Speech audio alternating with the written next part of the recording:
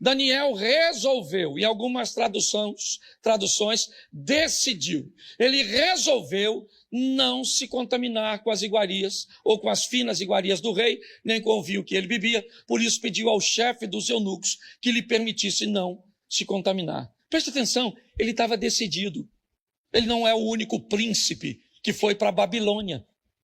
Israel foi esvaziada de seus príncipes, porque na cabeça de Nabucodonosor não precisa se matar todo mundo para destruir uma nação. Basta tirar do meio dela as cabeças que pensam.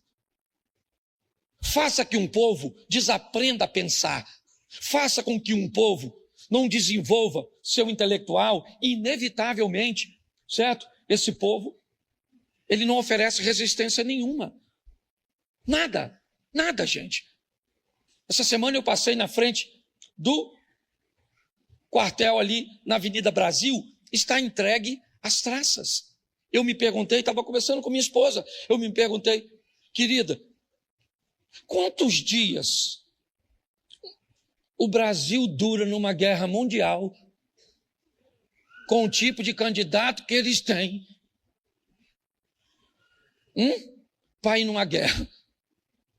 Quantos de nós aqui já deu um tirinho? Pode levantar a mão. Levanta a mãozinha assim. Isso aí. Ok? Se tem uma guerra mundial, provavelmente a gente morre nos 3 dias. E não vai ressuscitar igual Jesus, não. Certo? Pode até ressuscitar na glória. É só para você entender como as coisas são. Para eliminar um povo, basta tirar dele as cabeças que pensam. Por isso, talvez pensar tenha sido, ou esteja sendo, um grande crime. Daniel decidiu, não vou me contaminar. É uma decisão dele. Ele pede o Aspenaz, que era o chefe, né, que havia sido determinado para recebê-lo. Ele, de uma forma muito coerente, ele não desafia. Ele diz, não, nós não vamos, eu estou decidido. Mas ele diz, mas vocês podem parecer desnutridos. Ele diz, então façam uma experiência conosco durante um período. Há toda uma situação. Mas Aspenaz não fez Daniel voltar atrás. A fornalha não fez os amigos de Daniel voltar atrás. A cova dos leões não fez Daniel voltar atrás, porque ele estava decidido. Não foi sorte, foi um poder de decisão, certo? Que ele conseguiu conduzir até o final. 1 Crônicas, capítulo 12, verso 38, talvez seja uma boa reflexão para nós. 12:38 de 1 Crônicas. 1 Crônicas 12:38. Isso. E todos estes homens de guerra, postos em ordem de batalha, vieram a Hebrom. Vieram a Hebrom como? Como? Resolvidos a proclamar Davi como rei sobre todo Israel. Certo? Preste atenção. Estavam todos resolvidos. Davi vai reinar. Davi vai reinar. Depois você lê o texto. Todos resolvidos, todos. O poder de decisão das pessoas que andavam com Davi. Olha só. Talvez essa seja uma boa dica para nós observarmos que tipo de pessoas estão andando conosco. Os homens que estão andando com Davi estão resolvidos de que ele vai ser rei, não apenas em Judá. Ele não vai reinar apenas no comando de 2 tribos. Ele vai reinar em todo Israel. Essa é a ótica daquelas pessoas que estão caminhando com ele. E aí eu pergunto a você, Ruth foi uma vencedora, sim ou não? Daniel foi um vencedor, sim ou não? Davi foi um vencedor, sim ou não? Cristo foi vencedor, sim ou não? Por causa do poder de suas decisões. Então é isso. Não é mágica. Não é sorte. É poder de decisão. Quem conduz isso adiante. E aí eu comecei a pensar. Decidir pode não ser tão fácil. Mas sustentar uma decisão pode ser pior ainda. Às vezes decidir é difícil. Mas pior é se manter decidido durante o tempo inteiro. É guardar um tempo para o lazer apenas, para o descanso, para o refrigério, somente depois de alcançar. Enquanto não se alcança, não tem refrigério. Enquanto não se alcança, não se tem descanso. Não se esmorece. Me parece que é isso que a Bíblia está nos ensinando. Então pode ser extremamente desafiador se manter na decisão. E aí eu comecei a pensar, então, o que é que sustenta uma decisão? O que é? O que as pessoas que decidiram têm em comum? As pessoas gostam de dizer que os vencedores fazem o tempo inteiro o que os perdedores fazem de vez em quando. Quando elas vão avaliar a vida do vencedor e do perdedor, me parece que foi isso que elas encontraram. O vencedor, ele faz o tempo inteiro o que o perdedor faz lá uma vez ou outra. Faz quando tem vontade, faz quando quer, faz quando bem lhe parece. Mas aí, olhando para Jesus, eu descobri que o que sustentou, hoje eu só quero pegar isso, a decisão de Jesus, o poder de decisão dele, foi o seu conhecimento em torno do que ele faria. Ele estava preparado para tudo. Eu vou salvar a humanidade. Não. Eu sei o que eu vou enfrentar para salvar a humanidade. Eu sei os obstáculos, os problemas. Eu vou estar preparado para isso. Porque se você não estiver preparado, se não houver em você conhecimento, você não sustenta isso. E eu vou te mostrar isso nas frases ditas por Jesus ou a respeito dele. Preste atenção. O assunto aqui agora é só salvação. Tá certo?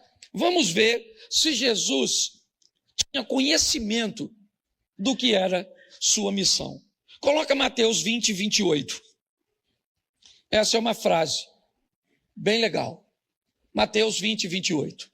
Tal como o Filho do Homem, que não veio para ser servido, mas para servir e dar sua vida em resgate de muito.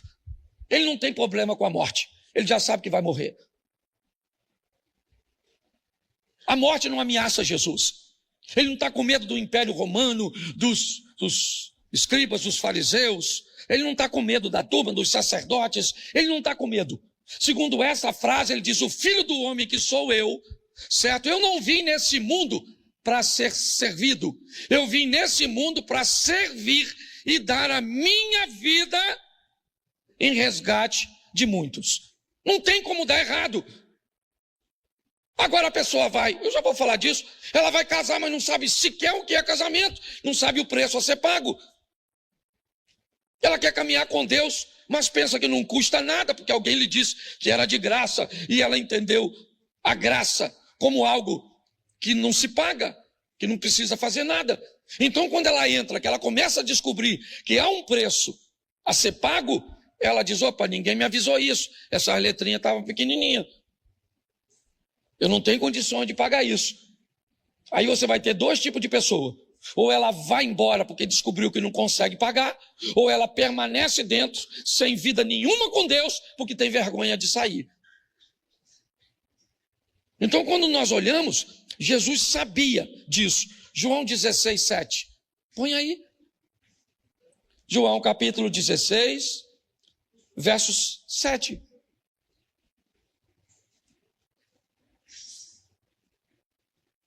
Isso. Mas eu lhe digo em verdade, melhor é para vocês que eu vá, porque se eu não for, o Consolador não virá para vocês, mas se eu for, eu enviarei a vocês. Preste atenção. Ele já está ressuscitado aqui, sim. Mas ele está falando de sua missão. Os discípulos não queriam que ele fosse. Ao contrário do Espírito Santo, certo? Jesus podia ser visto, podia ser abraçado, tocado e ir à frente de uma forma visual. Agora a liderança troca. Agora o concreto vira abstrato. Agora o que se vê se torna invisível. Talvez, por isso, o Novo Testamento fale tanto da fé e o Velho de obediência. Porque na troca de Cristo pelo Espírito Santo, nessa liderança, certo? O que acontece nessa situação? Os discípulos não querem. Você prefere lidar com alguém que você vê ou com alguém que você não vê? É muito mais fácil lidar com a liderança de Cristo. Mas aí ele diz, é necessário, eu não posso ficar aqui. Não posso. Eu tenho que ir embora. Ele sabia o que estava fazendo. E esse é o motivo de seu sucesso. João 13, 21. João 13, 21. Depois de dizer isso, Jesus se angustiou em espírito e afirmou, em verdade vos digo, que um de vocês vai me trair. Ele estava caminhando com um traidor. Preste atenção. Ele não tem problema com traição. Ele não tem problema, sabe?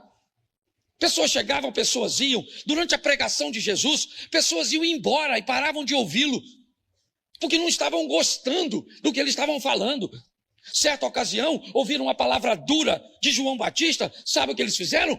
Já que João está com a palavra tão dura, vamos deixar a liderança do João e vamos procurar Jesus. Chegou lá, sabe o que Jesus disse? Por que vocês aí estão igual uma caninha agitada pelo vento?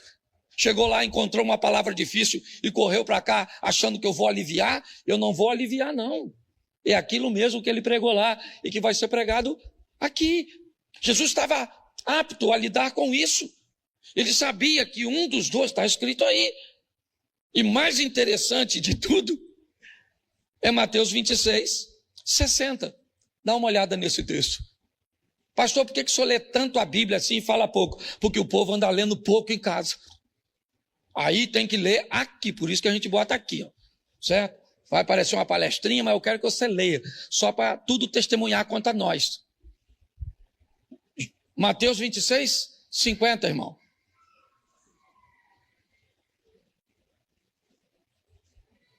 Isso. Jesus, porém, lhe disse. Disse o quê? Disse o quê? O que você veio fazer? Nisso, aproximando-se, eles agarraram Jesus e É fantástico. Se não fosse Jesus, eu diria que era um sarcasmo.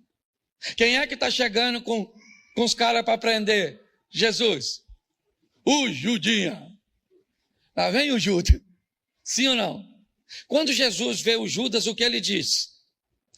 Amigo. Pô, chamar um traidor de amigo.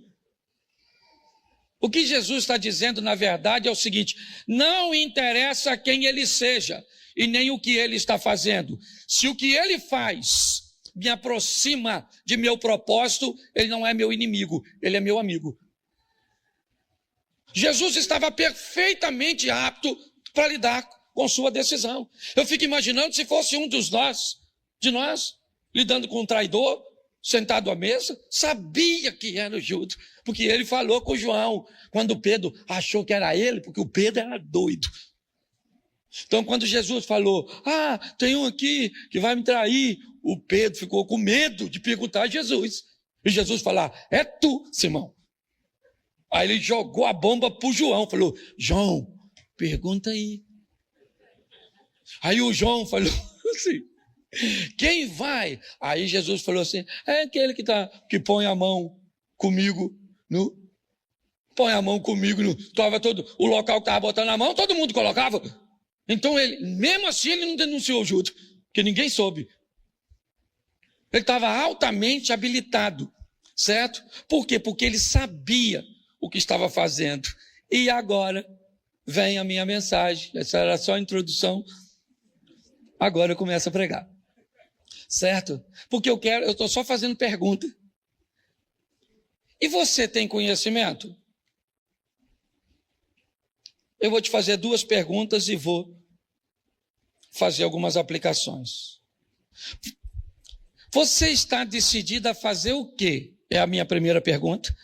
E a minha segunda é, você está decidida a parar de fazer o quê? Porque provavelmente tem coisa que nós estamos querendo fazer e tem coisa que nós estamos querendo parar de fazer. Certo? Então, a minha pergunta é o seguinte, deixa eu fazer aqui. Você está decidido a orar? Não precisa levantar a mão não, só estou usando exemplo. Ah, pastor, eu estou decidido a orar, mas não oro. Pastor, eu estou decidido a ler a Bíblia, mas não consigo ler não. Pastor, eu estou decidido a jejuar, mas não jejuo. Pastor, eu até decidi perdoar minha sogra, mas não consigo. Pastor, eu estou querendo melhorar minhas notas na escola, mas não consigo. Pastor, eu estou querendo arrumar um pretendente, uma pretendente, e não consigo. Pastor, eu estou tentando reconquistar a confiança do meu cônjuge, da minha família, eu não consigo. Pastor, eu estou querendo guardar dinheiro, mas não consigo. Pastor, eu estou tentando parar de mentir e não consigo. Pastor, eu estou tentando parar de trair, mas não consigo.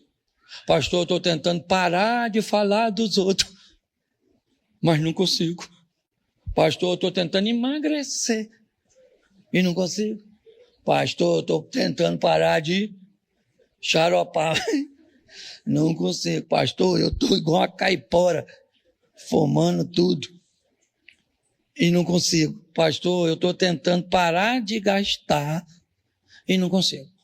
Bom, por que é que nós não temos força para levar adiante essas decisões? Provavelmente porque não sabemos muito a respeito daquilo que nós queremos fazer. Então eu peguei só 2 exemplos, certo? Para tentar te ajudar, porque esse é meu propósito, porque quando eu te ajudo, eu também me ajudo. Suponhamos que você diga hoje assim, eu sei que esse não é o caso de ninguém, é só hipoteticamente. Pastor, eu estou querendo parar de mentir. Eu e Pinóquio andamos juntos. E aí eu vou te perguntar, o que você sabe sobre a sua mentira? Vamos lá? Qual é o tipo de mentira a sua? Aí você vai me dizer assim, pastor, mentira, e leva para o inferno, sim ou não? Mas se você botar tudo no mesmo saco, você nunca vai conseguir parar de mentir. Então você tem que descobrir que tipo de mentiroso é tu. Entendeu? Tá certo? E não lembro de ninguém agora. Porque tem gente que vem para o culto e tem a coragem de dizer que Deus está falando com quem não veio. Já viu? Você fala uma palavra, a mulher fala, meu marido tinha que estar aqui para escutar isso. Tinha, Deus trouxe a pessoa errada, a senhora. Deus se enganou na hora de trazer a senhora. Então a mensagem é para quem veio, não é para quem não veio, não.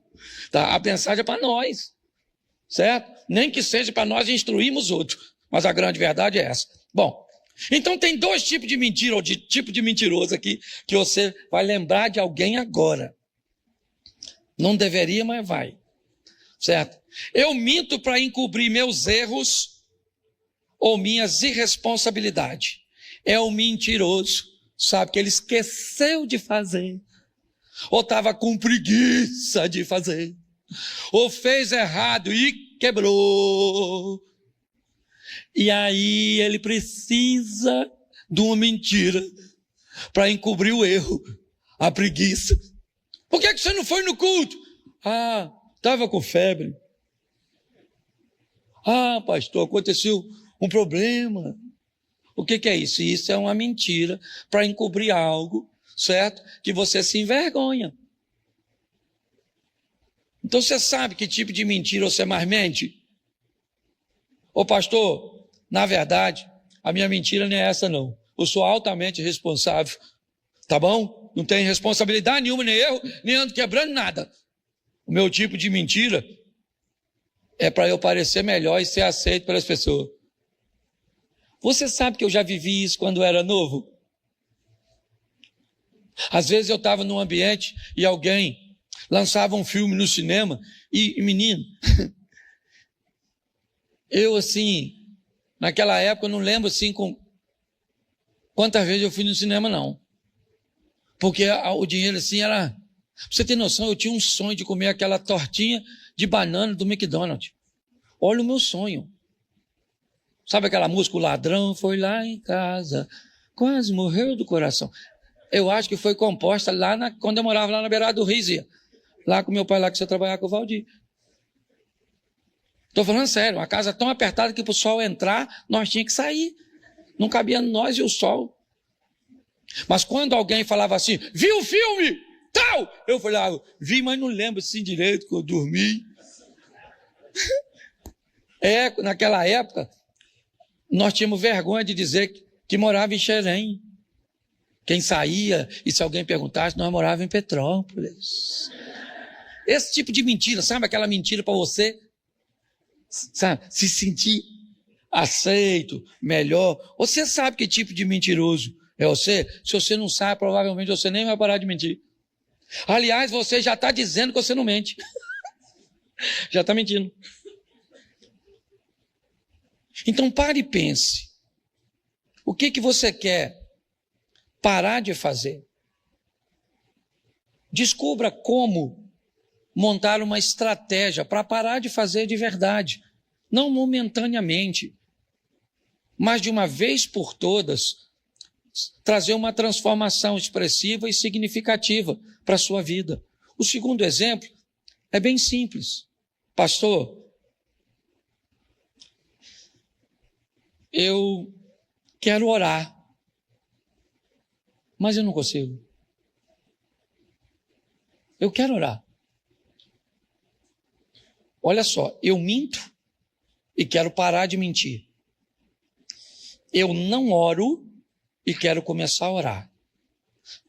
Preste atenção, que eu estou mostrando a você uma coisa que eu faço e não consigo parar, e uma que eu consigo, que eu tenho que fazer e quero, mas não consigo. E aí eu separei algumas coisinhas para motivar você a orar. Como eu disse, se Jesus sabia o que estava fazendo, nós também precisamos saber. Eu tenho conhecimento do que é oração? Como é que eu começo? Posso falar como pastor de vocês? Eu vou abrir mão agora da avaliação sobre mim das pessoas já bem adiantadas nessa área e que talvez possam não compartilhar comigo a mesma opinião. Mas eu tenho o propósito de criar um start nas pessoas. Primeira coisa, descubra com quanto tempo você precisa para começar uma oração. Para quem não ora, orar 1 minuto pode parecer bastante. Então, se você quer começar a orar, descubra que o ideal é você começar entre 1 a 2 minutos apenas. Não se preocupe com quem está orando meia hora, diz que ora 3 vezes por dia. Não se preocupe com isso. Ok? Talvez por isso as pessoas não começam. Por isso elas não levam sua decisão adiante. Porque muitas vezes o que ora essa quantidade, certo? Ou esse tempo, ele não vai dizer para você o quanto tempo ele levou para chegar no estágio que está agora. Então, se você quer começar a orar, não tente orar 5, 10, 15 minutos. Não vai conseguir. A probabilidade de você conseguir é muito pequena. Você não criou uma cultura. Então, você quer começar a orar? Vamos lá, começa. Usa de 1 a 2 minutos. Pastor, mas o que é que eu falo de 1 a 2 minutos?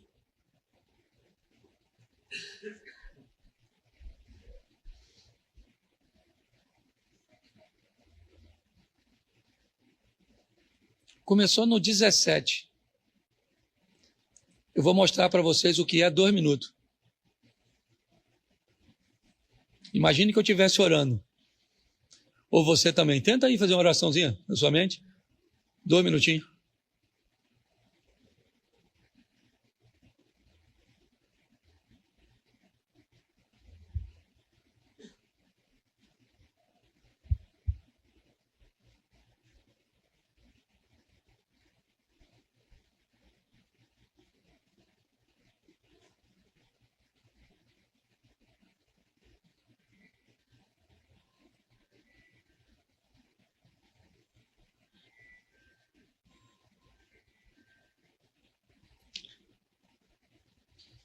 Acabou de dar 1 minuto. Você viu quanto tempo é 1 minuto? É tempo pra caramba. Se você não tem o hábito de fazer, você não vai conseguir. Por isso que você não consegue manter uma constância. Porque você está querendo conversar com um volume que você não tem condições. Segundo, você vai precisar de assunto. Como é que você vai orar sem assunto? Pastor, como é que eu consigo assunto? Inicialmente, é simples, escrevendo e lendo. Transforme sua oração no começo, num tempo reduzido, e faça de forma escrita. Escreve. Você vai orar 2 vezes, quando está escrevendo e depois quando você estiver falando. Eu preparei um modelo aqui, eu não gosto muito desse negócio de modelo, mas eu senti isso no meu coração. Você quer começar uma oração? Diga, Senhor nosso Deus, se você estiver no ambiente coletivo. Ou então diga, meu Deus e meu Pai, se você estiver sozinho. Não é regra, eu só estou dando uma direção para ver se as pessoas conseguem fazê-lo. Quer prosseguir? Em nome de Jesus e por seu sangue, eu peço perdão pelos nossos pecados, se estiver em grupo, ou pelos meus, se eu estiver sozinho. Então deixa eu continuar e fazer. Senhor nosso Deus, em nome de Jesus, e por seu sangue eu peço perdão pelos nossos pecados. Agora, vamos dividir. Eu quero te agradecer por me salvar, prover, me sustentar. Estabelece a sua lista de agradecimento. Senhor, eu quero te louvar por tua bondade, misericórdia e maravilhas, e o louve em oração, certo? Eu quero agora interceder por fulano, ciclano, beltrano, pela doença, pela libertação, por isso, por aquilo outro, e eu termino a minha lista de intercessão. Agora, Senhor, eu quero falar com o Senhor a meu respeito, e preciso disso, melhorar assim, fazer isso. Escreve isso nessa ordem e provavelmente você vai chegar perto dos 5 minutos na sua primeira oração. Mas se você não criar um ambiente para que você treine, provavelmente vai passar, né? E aqui eu dei só de oração e usei só um exemplo simples sobre a questão da mentira. Só saber que tipo de mentira é minha. Eu estou com problema de autoimagem, autoafirmação, então provavelmente eu sou o segundo mentiroso. Eu estou com problema de irresponsabilidade e medo de enfrentar meus erros, eu sou o primeiro mentiroso. Ou então eu posso estar sofrendo com as 2 mentiras, dependendo do que eu esteja vivendo. A grande pergunta é, não mudamos por quê? Se estamos num ambiente de mudança, de transformação. Se temos no nosso meio um Espírito que pode nos fortalecer, temos um Cristo que pode fazer coisas extraordinárias, temos. Talvez não tivéssemos um ensino que Deus tem nos despertado no ambiente de revisão, mas para que possamos sair daqui e colocar nossa vida num trilho, num ambiente onde eu consiga mudar 3, 4, 5% por mês. A caminhada cristã não é uma prova de velocidade, ela é uma prova de resistência. A grande questão é, há quanto tempo eu estou aqui e nada acontece? Ou sempre acontece na vida dos outros? Ou tem um grupo na igreja me enrolando para me manter aqui, tirar meu tempo, tirar meu dinheiro, certo? ou tem uma postura inadequada minha nesse ambiente. Então eu quero que você saia daqui entendendo, né, o seu poder de decisão. Eu vou me decidir isso, vou, então tá bom. Eu vou, deixa eu pegar aqui, certo? Eu estou decidido a melhorar minhas notas. O que eu preciso fazer para melhorar minhas notas? Se eu usasse esse exemplo, como é que eu faria isso para melhorar minhas notas? Eu estudaria? Sim ou não? Sim ou não? Mas isso me garante tirar boas notas? Só estudar? Não. Eu conheço gente que estuda pra caramba, mas quando chega na hora de fazer a prova, seu sistema nervoso é atacado de uma tal forma que a pessoa não consegue desenvolver.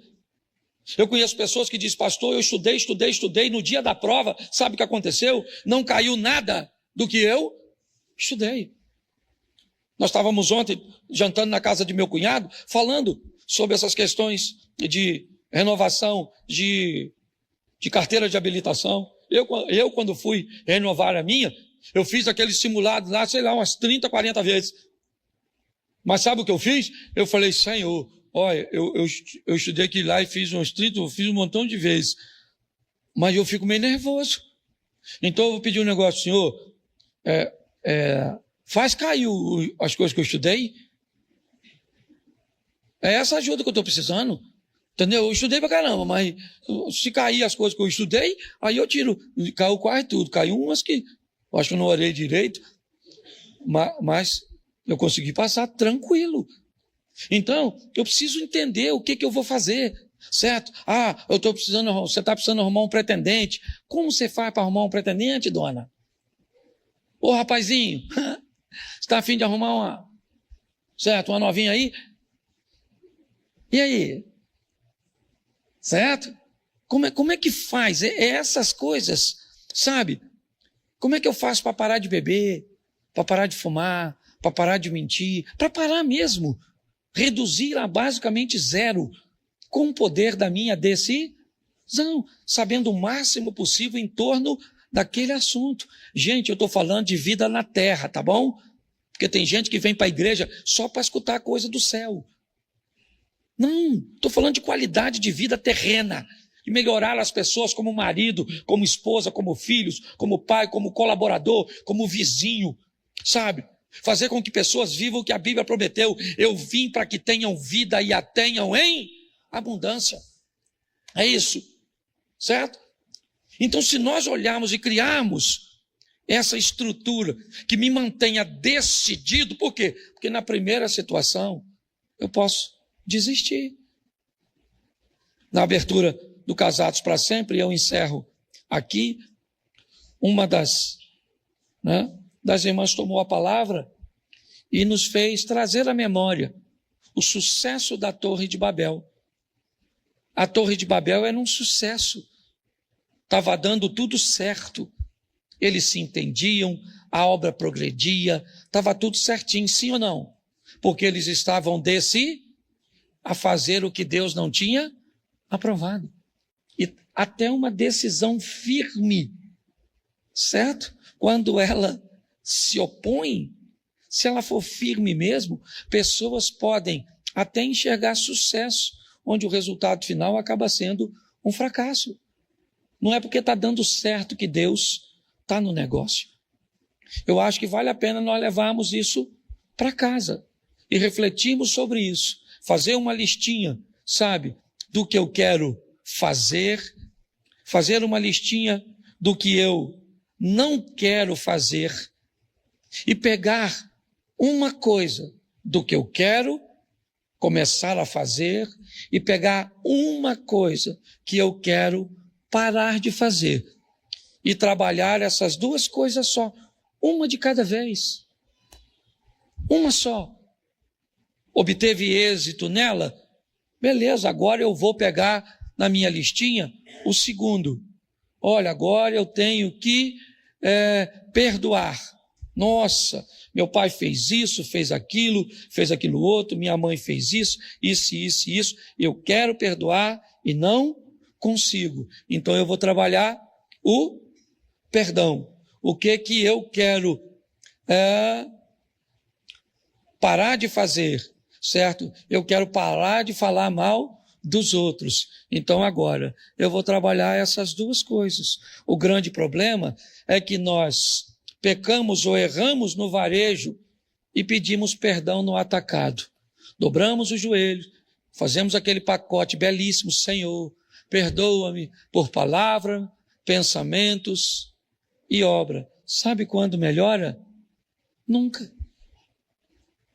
Nunca. Então vamos colocar isso em ação e diminuirmos, sabe, em poder, como o jovem rico, ouvir de Jesus: falta para você apenas uma coisa. É como o apóstolo Paulo pode dizer: eu tenho um espinho na carne. Reduzirmos nossos erros, reduzirmos, certo, as nossas falhas ao mínimo possível. Se você lembrar, a oração de Paulo é para que tirasse dele seu espinho, certo? Ele só tinha um e achava muito. Ele mesmo disse: dos pecadores eu sou o maior, o primeiro, certo? Mas quando ele ora, o que ele ouviu? A minha graça te basta. Mas olha o nível que ele chegou. Eu queria que você ficasse de pé nessa hora e fosse para casa pensando nisso. Dá para você assistir a mensagem de novo, tá certo? E comece de uma forma que você consiga conduzir. Pastor, eu queria aceitar Jesus, eu quero conhecer vocês, eu quero voltar aos cultos, eu quero receber uma oração. Atrás daquele câmera tem uma sala. E lá você pode dizer que quer aceitar Jesus. Por que que vocês não chamam? Lá uma vez ou outra nós chamamos aqui, mas normalmente nós queremos pessoas decididas. Não queremos criar um ambiente para que você venha aqui à frente e no próximo culto você nem volte mais, porque tem situações que parece que ou é emocional demais de quem está ouvindo, ou é, às vezes, agressivo demais quem está convidando. Então nós queremos que o Espírito Santo tenha liberdade de agir, de mover. Não se envergonhe de passar lá: não quero só pedir uma oração, ou quero saber qual é o próximo culto, como é que eu faço para participar de uma escola aqui com vocês, tá certo? E tenha informações lá. Feche seus olhos. Pai, em nome de Jesus, que a tua palavra não se perca, que o nosso coração não tenha pedras, não tenha espinhos, que as aves não retirem, ó Deus, para que nós possamos esquecer, ó Deus, aquilo que ouvimos, mas continua conosco nessa caminhada, para que o teu nome seja glorificado através de nossa vida. Continua conosco, Pai, nos dê uma semana de vitória, é o que nós te pedimos, em o nome de Jesus. Amém, glória a Deus, amém?